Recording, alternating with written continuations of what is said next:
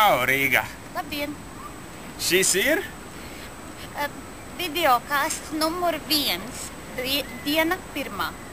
Jā, mēs ar Austru esam Portugālē šobrīd. Austra te ir 4 mēnešus, viņš šeit nekas nepārsteidz, man te viss ir jauns. Un Jānim Polim šeit ir ļoti karsti, un viņš mokās. Jā, jo pulkstenis ir aptuveni pēc 8 vakarā un ārā ir aptuveni 31 grāds. Nu, tā kā tāds normāli piepusenāk drusku. Pēc Rīgas, es domāju, ka tā... Mēs tagad, vai jūs skatāties mums, un mēs sēžam uz fona. Fons ir? Fons ir Luīša 1. tilts Porto, pāri Doru, un visu Porto smuku tur redzam. Mēs esam geto pusē. Jā, mēs skatāmies uz Manhetenas pusi.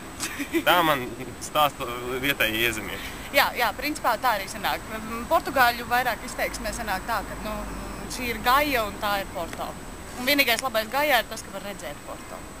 Nu, lūk, es ielidoju šeit šorīt no rīta. Pa nakti negulēju Stansedā.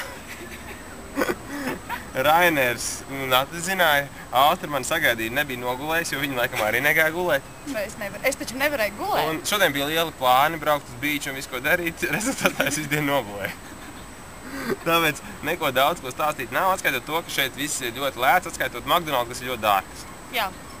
Bet mēs bijām veikalā, jā, un sapirkāmies daudz dzeramā, ēdamā un mazliet ahola.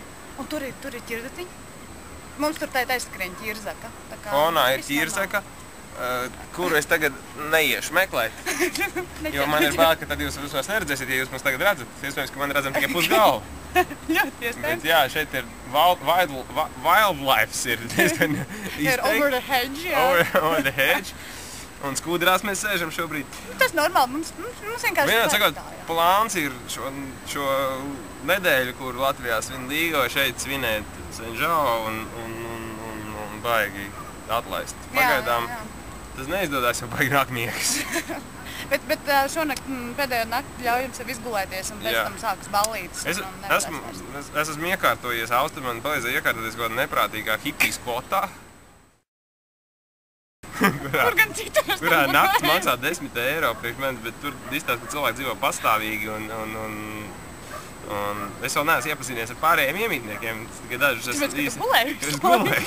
Bet izstāsta, ka tur ir neskaitām daudz iemītnieku vienā milzīgā, diezgan nolaistā mājā, jāpildīt mājas, te pa lielam ir nolaists vai ir iebrukušiem jumtiem.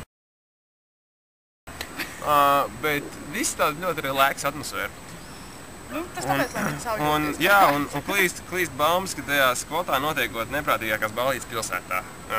Ja es arī pēc nedēļas būšu absolūti negulējis, visticamāk, ka tā būs bijusi taisnība, bet es ceru, ka mēs nākamajos podkastos vai videokāstos vai kā gan šīs te mūsu izklaides nosaukt, varēsim par tām pastāstīt. Pilnīgi noteikti. Es ceru, ka mēs spēsim. Nu jā, principā tas arī vienā sakot, jā, ir aklimatizēšanās pagaidām notiek. Ir tāds sajūta, ka no gaisa kāds ir izņēmis gaisu, bet Austra neliekas traucēties. Nu, zini, kā pierod jau. Tagad paliek druskuļi jāsāks, jo saule lēnām nolaižas pāri horizontam un krīt okeānā. Tur kaut kur ir okeāns, bet... Jā, tur ir okeāns. Uz okeānu mēs brauksim rīt. Un tad tur būs droši vien nākamais videokāsts. Tur būs nākamais videokāsts. Čau, šis bija... Videokāsts numur 1. Ar ko? Austru un Jāņi. Jā, čau.